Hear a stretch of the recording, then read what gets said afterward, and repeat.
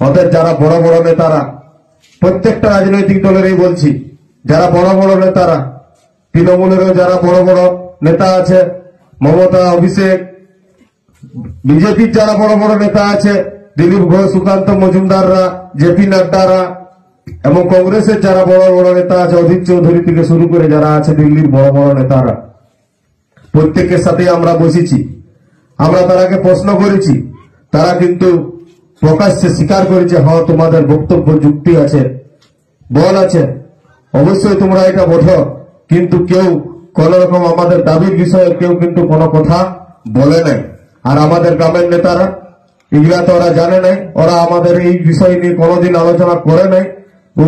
আমাদের সংগঠনকে ভাঙানোর জন্য আমাদের মানুষ যখন একজোট হবে, তাদেরকে বুঝানোর যখন হবে, মিটিং মিছিলে আমাদের লোক বাড়বে, সেই সময় আসি কিছু কিছু কথা বলে কাউকে ছোট্ট ছোট্ট কিছু জিনিসকে ওরা প্রমাণ দিবা লোক দেখায়। কাউকে কোনো ভাতা, কোনো গ্রামে ঢালাই রাস্তা, কোনো গ্রামে কিছু একটা, কাউকে আরো বিভিন্ন রকম ভাতা যে এখন আছে, এইগুলা প্রমাণ দেওয়ার লোক দেখায় আমাদেরকে বিভ্রান্ত করবে।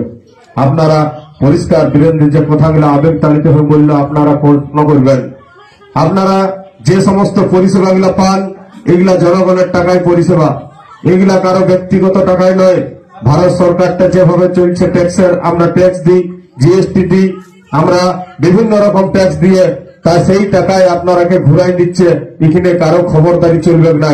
আপনি পার্টি করুন বা নাই করুন, ভোট দেন বা নাই দেন, আপনার পরিষেবা কিন্তু পাই যাবেন। আর তাদেরকে পরিষ্কার প্রশ্ন করবেন, এইরকম সামান্য ছোট ছোট ভাতা, কোথায় একটা টিকল সারা, ঢালাই রাস্তা, এইগুলা নিয়ে কোন একটা সমাজের, একটা জাতির, একটা এলাকার উন্নয়ন হতে পারে নাই। আপনার এলাকায় এই প্রত্যন্ত গ্রাম এলাকা, প্রত্যন্ত জঙ্গলমহল এলাকার বাঁকুড়া জেলা শুধু নয়, গোটা পশ্চিমবাংলার একবার প্রত্যন্ত এলাকায় আমরা এসে বক্তব্য রাখছি। এই সমস্ত এলাকায় যদি উন্নয়ন করতে হয়, প্রথম উন্নয়ন করতে হবে শিক্ষায়, তারপরে উন্নয়ন করতে হবে স্বাস্থ্যে, তারপরে উন্নয়ন করতে হবে কর্মসংস্থানে। এই সমস্ত বিষয়ে শিক্ষা, স্বাস্থ্য, কর্মসংস্থান এইগুলা যদি না থাকে, আপনাকে ভাতা দিয়ে আপনি আপনার ছেলের পড়াশোনা করাতে পারবেন না। আপনার তাই চলবে, কোন রকমে হাফ বেলা খাই আপনার চলবে, পুরা দিনটাই চলবে না ওই ভাতার বিনিময়ে। কিন্তু আপনার ছেলেটা যদি পড়াশোনা করার অধিকার পায়, আপনার ছেলেটা যদি রানীবাঁধে ভালো একটা কলেজ থাকে, বড় ডিগ্রি কলেজ থাকে, এখানে টিউশনের ভালো সুবিধা পায়, তবেই সেই ছেলেটা ভালো হয়ে বড় হয়ে পড়াশোনা করে ও দেশ বিদেশ যাবে, জ্ঞানী হয়ে আসবে, বুদ্ধিমান হয়ে আসবে, আপনার এলাকার জন্য ভাববে। আর আপনার পরিষেবা, স্বাস্থ্য পরিষেবা, আপনার এলাকায় ঢালাই রাস্তা, টিকল, পানীয় জল, এগুলা তো আছে ন্যূনতম পরিষেবা। আর আপনি আজকের দিনে আমার এমন অবস্থা হয়েছে আমাদের মানুষজনের, কারো একটা জটিল রোগে যদি রোগ হয়েছে কারো, তার মরা ছাড়া কোনো উপায় নাই। কারণ চিকিৎসা পরিষেবার জন্য তার এখানে কোনো ধারে পাশে কোনো ভালো হসপিটাল নাই। তাকে ছুটতে হবে চেন্নাই, বেঙ্গালোর, ভেলুর, নাহলে কলকাতার কোন নার্সিং হোমে লক্ষ লক্ষ টাকা দিয়ে তাকে হইতে হবে, জমি জায়গা ভিটা মাটি বিকে তাকে পৌঁছাতে হবে সেই চিকিৎসার জন্য।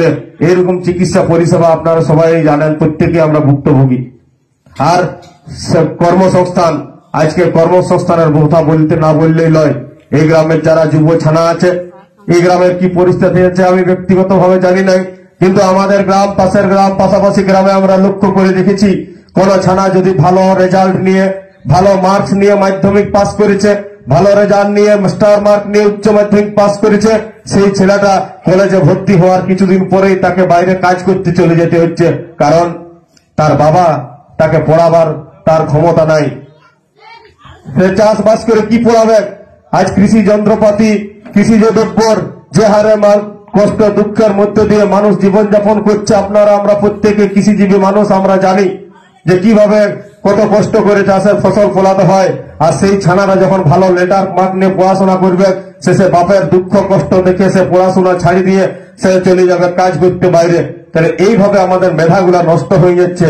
তাই যারা রাজনৈতিক সচেতন মানুষ আছেন, ভাববেন একবার যে এলাকার উন্নয়ন করতে গেলে শুধু এরকম ভাতা দিয়ে, পরিষেবা বিভিন্ন রকম ছোটখাটো ছোটটা ঢালাই রাস্তা দিয়ে হয় নাই।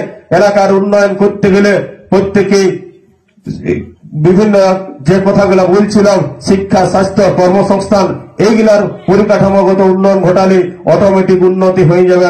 মানুষকে আর এইটার পেছনে মানে কোন রকম রাজনৈতিক দলের নেতা যারা আছে, তারা কিন্তু এই বিষয়গুলো তাদের বড় নেতাদেরকে বলার কোনো সাহসটুকু নাই। তো ইয়ার পরে